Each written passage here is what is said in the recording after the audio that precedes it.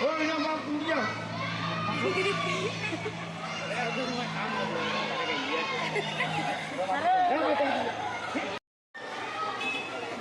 भारत बुंडाकम 2025 আমার নাম রিজা বেগম। আমি আসিমিয়া এমবি স্কুলের অষ্টম শ্রেণীর ছাত্রী।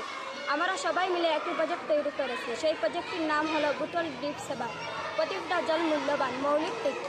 বিষয় জল বিভাগ আত্মনির্ভর ভারত। সমস্যা বেশিরভাগ ঘরে গাছপালায় জল দেওয়ার সময় ট্যাপ বা পাইপ থেকে অনেক জল অপচয় হয়, যার ফলে অনেক সময় গাছকে নিয়মিত জল দেওয়া হয় না, ফলে গাছ শুকিয়ে যায় এবং অপ্রয়োজনে জল নষ্ট হয়। এই সমস্যার সমাধান হলো একটি ব্যবহৃত প্লাস্টিকের বোতলকে সোজা অবস্থায় গাছের পাশে ঝুলিয়ে রাখা হয়। বোতলটির নিচের দিকে এক বা দুটি ছোট ছিদ্র করা হয়।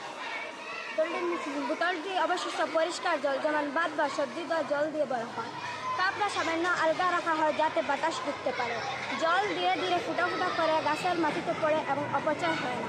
আমাদের প্রজেক্টের ব্যবহৃত উপকরণ: 1 নম্বর একটি ব্যবহৃত বোতল, 2 নম্বর একটি পিন বা কম্পাস, 3 নম্বর দড়ি বা সুতো বোতল বাঁধার জন্য, 4 নম্বর রান্নাঘরের অবশিষ্ট জল যেমন সবজি বা ভাত দেওয়ার জল। আমাদের প্রজেক্টে একটি স্লোগান হলো প্রতি ফুটা জল বাঁচাও, প্রতিটি বোতলের পুনর্ব্যবহার করো, আত্মনির্ভর ভারত গড়ো। ধন্যবাদ।